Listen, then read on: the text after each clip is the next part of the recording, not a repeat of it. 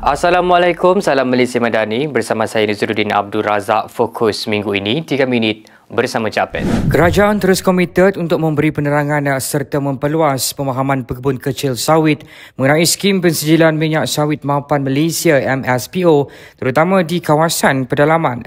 Timbalan Menteri Perladangan dan Komoditi KPK Datuk Chan Fung Hin berkata, usaha tersebut turut menyentuh pelbagai insentif yang disediakan bagi menyokong pematuhan terhadap amalan penanaman sawit yang mampan. Jelasnya antara insentif yang disarankan pihak KPK ialah melalui skim pembiayaan mudah tanam semula pekebun kecil sawit TSPKS 2.0 yang turut menyumbang kepada perkembangan positif industri sawit di Malaysia. Kita nak mewawarkan ini kesetaraan untuk permohonan dan penyertaan dalam program TSPKS 2.0 ni kerana melalui program ni pekebun-pekebun kecil boleh dapat RM18,000 untuk 1 hektar yang cap di bawah 6.5 hektar untuk Sabah dan Sarawak.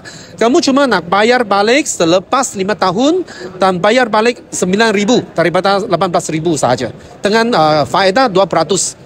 So, program ni di bawah urusan Agrobank bersama dengan MBOB. Tambahnya, melalui skim insentif berkenaan, kerajaan memperuntukkan RM100 juta bagi penanaman semula kelapa sawit di seluruh negara dengan menyasarkan penglibatan lebih 1,500 pekebun kecil.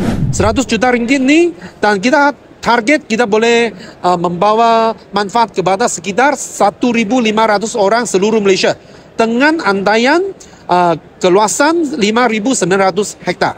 Dan kalau peruntukan ni sangat cepat dihabiskan, kita boleh mohon lagi dari MOF. So inilah yang selalu saya nak buat roadshow dekat kawasan-kawasan pedalaman di Sabah ini dan untuk jenajah yang hari ini selain Nabawan. Beliau berkata demikian selepas merasmikan program pemantapan pensijilan minyak sawit mampan Malaysia MSPO untuk pekebun kecil sawit di Pensiangan Sabah di Nabawan pada Isnin. Untuk makluman, Lembaga Minyak Sawit Malaysia MPOB turut menyediakan pelbagai bantuan sokongan ke arah pensijilan MSPO antara lain termasuk yuran pensijilan, latihan amalan pertanian baik GAP, peralatan perlindungan diri serta rak simpanan bahan kimia. Sekian 3 minit bersama Japan. Dapatkan info semasa perkembangan Kerajaan Persekutuan dan Negeri hanya di Japan Sabah.